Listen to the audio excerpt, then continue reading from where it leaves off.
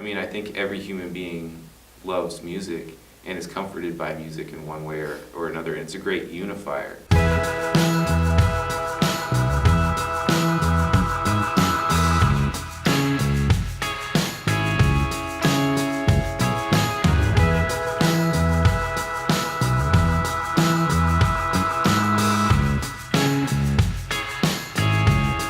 That horse she left you bloody on the motel lobby floor. I'm from California. California, okay. So Southern California originally, and then I went to Santa Cruz for college, and then I moved up. Awesome. And what was the reason for coming to Seattle? Well, my girlfriend, now wife, Yeah. was getting her master's up here, so I followed her up, and I wanted to play music. You know, I'd always heard about Seattle and wanted to see what was going on here, you know. And has it disappointed, or has it been a great job so far? Like, has it? No, I mean, it's been amazing here, you know, until kind of recently. Maybe the past couple years, I think, and maybe it's just me and kind of all the peers that are playing music that, you know, we kind of came up with, who have kind of gotten older, and, you know, we like have families, and, you know, we're trying to figure life out while still trying to pursue music.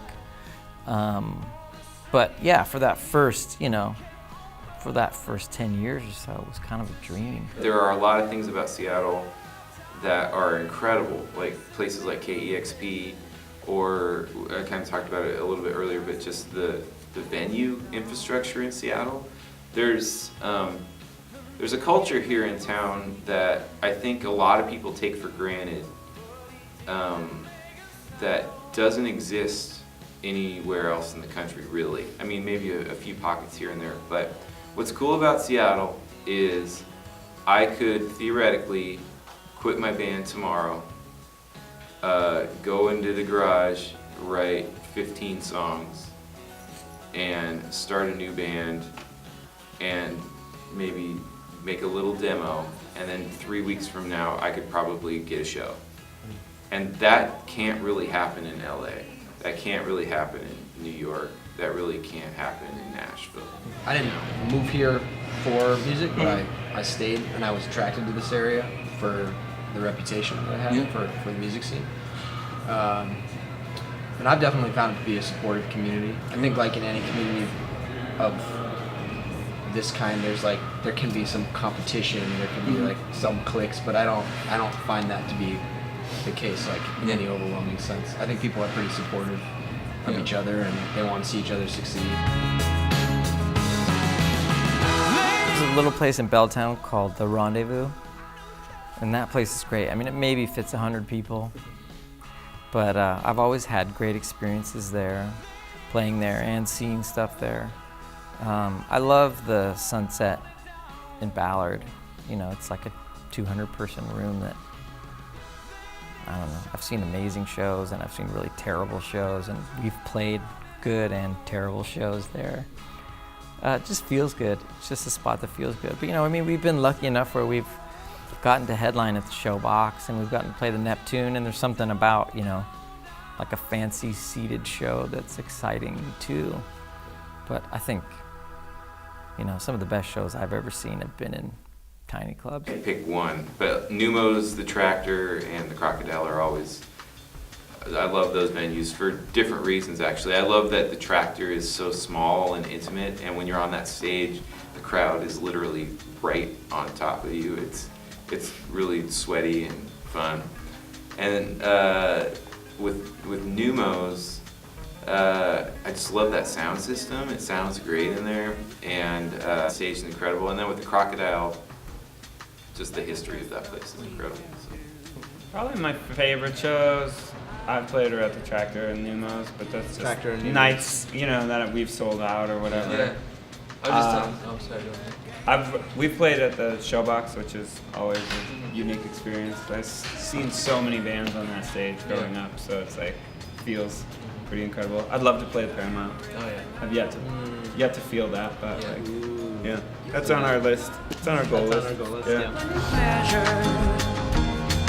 LA was just a nightmare. It was like you had to pay to play, you know, all the other bands, everybody would come for one band and a bill. Nobody would stick around. Nobody was hanging out. No bands were helping each other out. But, you know, when I got here, like, you know, I bought an acoustic guitar in Pioneer Square, and the guy who sold me the guitar, you know, he was in a band, and we like played probably a year's worth of shows together, you know, and just tried to like navigate how to get shows and stuff at the beginning. So yeah, even, you know, yeah, I think that the scene is supportive, and you know, even in instances where you didn't necessarily love the music that somebody else was playing, you could get behind the person and you'd support each other. Yeah, I mean, I've been playing around here long enough that I pretty much know all the bands, or at least if I don't know them personally, I know them in passing, and we all know who each other are. And you know, we might not all be the biggest fan of each other's music, but we're definitely supportive of each other. And I don't think there's a competition the way that you would find in a place like LA, where it's just so cutthroat and everyone's out for themselves. And I don't think that's really the case here. I think that there's genuinely a spirit of kind of we're all in this together. And you know, when a band like The Head and the Heart or Fleet Foxes kind of take off and become huge on a national and global scale, you know, I'm happy for those guys. It's great. Good for them. There is this understanding that it's really cool if something explodes out of your town. And so there's a lot more from the venue side. There's a lot more like, yeah, it's okay, you didn't sell any tickets on Sunday night, your first 3 shows, you know, like, we're trying to help you do this. And it's not all about fill my bar, get the fuck off the stage. Yeah. And it's not as cutthroat. I mean, like, having spent time in LA and New York, the musicians and the venues are a lot more like business, and there's not a lot of sharing of information. There's not a lot of like, but yeah, it's a lot more. Whereas like I'd lend you my band, and you got to your show, and Yeah, you no, know, that's awesome. That's Like, way more to Seattle. And We're all in this together. In a time where we as a country are kind of becoming more and more polarized, I think we should be looking for things that can bring us together. And I think that music is one of those things that can bring people together. And I know it sounds cheesy, but I genuinely believe that. I think that music has the power to bring people together more than anything that I've ever found. And so I think that it's just really important for us here locally to support our local musicians, support our local artists, support places like KEXP, who do an amazing job of putting the great regional artists up on a bigger stage and kind of letting people know like about some of these smaller bands. When we first played on KEXP, we literally were playing in a garage, and the biggest show we ever played was maybe to 15 people. And then we did a show for KEXP, and I don't think we played a show in Seattle that wasn't sold out for maybe 7 years because of them, you know. So it's places like that that we need to continue to support and keep supporting the arts, because you know it's great. Being entrepreneurs is great. Kind of trying to be innovative in tech, it's cool, it's whatever.